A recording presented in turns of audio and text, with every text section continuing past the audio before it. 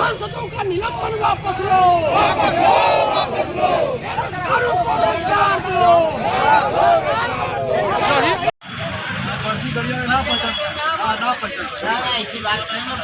बड़ी गाड़ी वाले ना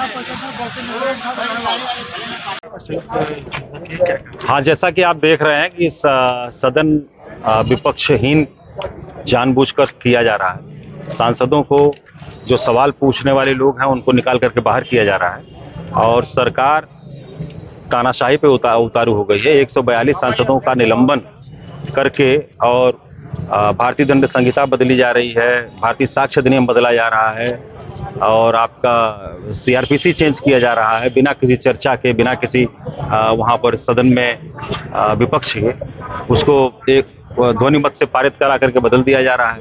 और जो हमारे जो पीठासीन अधिकारी महोदय हैं, मिमिक्री जैसे मसले पे वो कह रहे हैं कि पूरी को पूरी बिरादरी का हम अपमान कर दिया। मैं जाट बिरादरी का हूँ। प्रधानमंत्री कहते हैं कि मैं तो बड़ी नीच बिरादरी का हूँ, मैं तो नीच बिरादरी का ही हूँ। तो क्या तमाशा है? धर्म के नाम पे, जात के नाम पे आप लोग इस तरह का नंगा नाच खेलेंगे। अब आप बताइए कि अगर वो कह रहे हैं कि जाटों का अपमान हो गया, साहब जाटों का अपमान हो गया तो वो बेटियां तो जाट नहीं थी कि थी?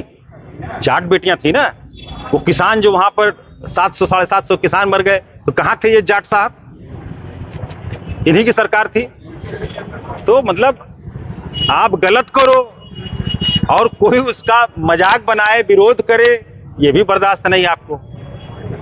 मिमिक्री किस कानून में अपराध है बताइए आप? किसी कानून में अपराध है क्या मिमिक्री?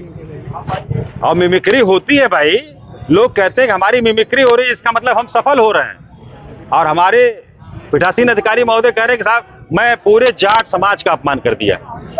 तो ये जो तरीका है वर्तमान सरकार का, इसका विरोध होगा और हो रहा है। भाजपा सांसद संसद से खड़े होकर के एक सांसद को टारगेट करते हुए, धर्म को टारगेट करके वहां से गाली देते हैं, शब्द बोलते हैं कि उन पर कोई कार्रवाई नहीं होती। क्या उन पर, ऐसे लोगों पर कार्रवाई नहीं होनी चाहिए? नहीं होगी मित्र, कार्रवाई नहीं होगी। आप बताओ कि वही सदन है जहां पर उन्होंने एक धर्म विशेष के सांसद को खड़े होकर के और इतना अपशब्द, इतना भद्दा शब्द इस्तेमाल किया जिसे पुनः इस माइक पे दोहराया नहीं जा सकता, और उसके खिलाफ कोई कार्रवाई नहीं हो रही है। संजय सिंह को उठा करके फेंक दिया जेल में, लगा दिया ईडी। उनके मोइला मित्रा को उठा करके उनको जो है वो जेल में डाल दिया। तो ये जो चल रहा है देश में, ये जो चल रहा है देश में, 2024 का चुनाव सर पर है और यही वजह है कि भारतीय जनता पार्टी के लोग डर गए हैं।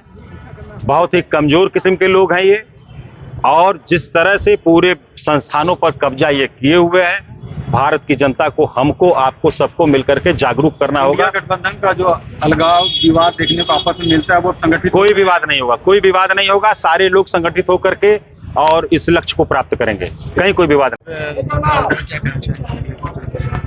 देखिए, ये धरना प्रदर्शन जो देश में भारतीय जनता पार्टी की मोदी के नेतृत्व में सरकार चल रही है, वह देश से संविधान और लोकतंत्र को खत्म करना चाहती है। आज जिस तरह से संसद में सांसदों की बर्खास्तगी हुई, निलंबन हुआ है, इससे स्पष्ट है कि भारतीय जनता पार्टी कितनी तानाशाह होती जा रही है। वह हिटलर के रास्ते पर चल करके देश को बर्बाद करना चाहती है, गरीबों को बर्बाद करना चाहती है। आज इंडिया गठबंधन के लोग, सभी लोग मिल करके पूरे देश में हम लोग एक होकर के इसके तानाशाही, हिटलरशाही और जो यह संविधान विरोधी, लोकतंत्र विरोधी यह कार्य है, उसके खिलाफ लड़ करके 2024 में इनको हटा करके देश में धर्मनिरपेक्ष और गरीब किसान की सरकार बनाने का काम करेंगे।